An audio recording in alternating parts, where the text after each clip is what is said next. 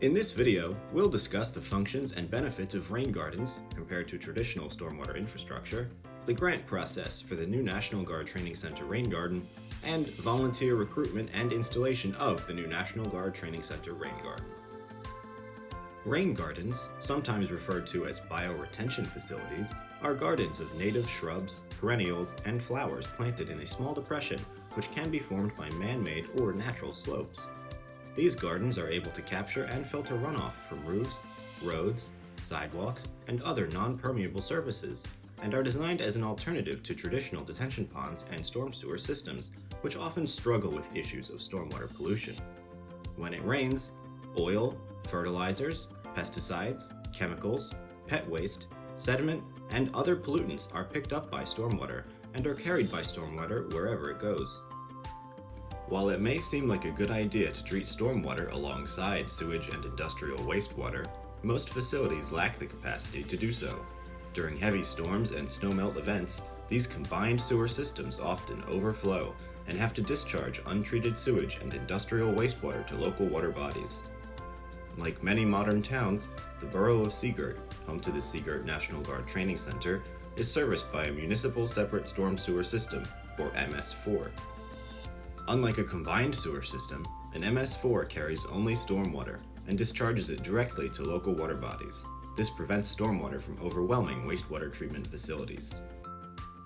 While this can contribute to pollution in these water bodies, it is often much less extreme than pollution caused by CSOs, which is one of the reasons the regulatory burden for an MS4 is much less than a combined sewer system.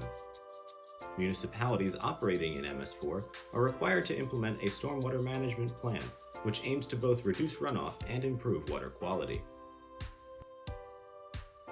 No matter the type of sewer system, the installation of rain gardens can be helpful for stormwater management.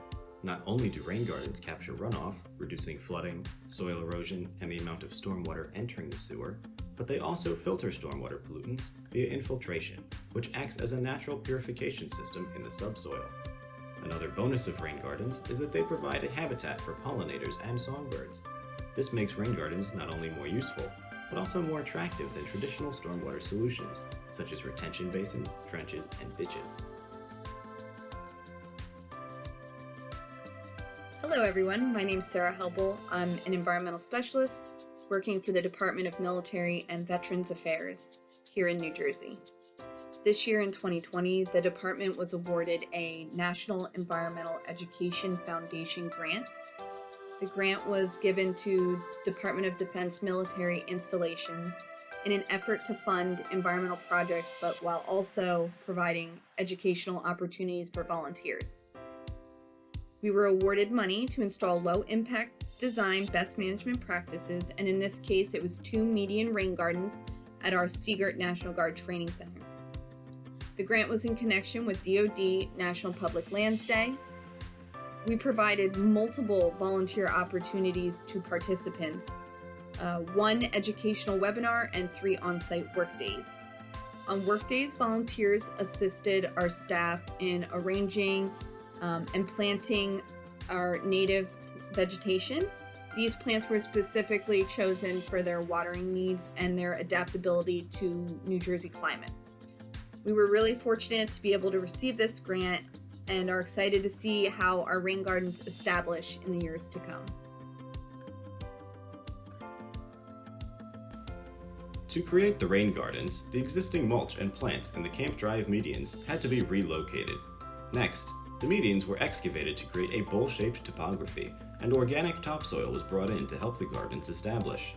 Once these preparations had been made, the volunteers began their work by placing large river rocks at each curb cut to reduce the incoming water's velocity and erosive potential.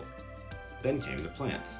Multiple native species, chosen specifically for their ability to thrive in saturated conditions, were planted in an aesthetically pleasing pattern throughout the gardens. Educational signage was also placed at multiple points in each garden.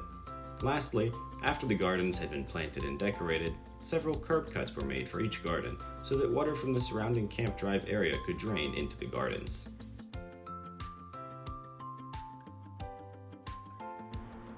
Hi, I'm John Halligan, and I manage an environmental internship program here at Stockton University.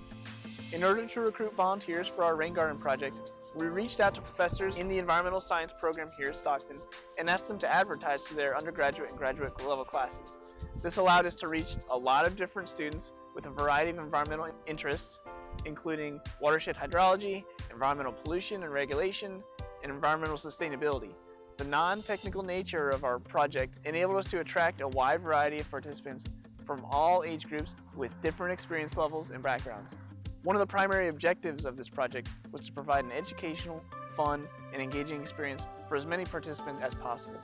Volunteers got to participate in all aspects of the garden installations, including planting and staging the plants, mulching, placing river rock, and installing our educational signage. This project provided participants with valuable skills and knowledge that they can use to design and install smaller scale rain gardens of their own. The gardens will also serve as long-term educational tools and study sites for students, with several year-round projects planned for these gardens, including soil sampling and analysis for roadway contaminants.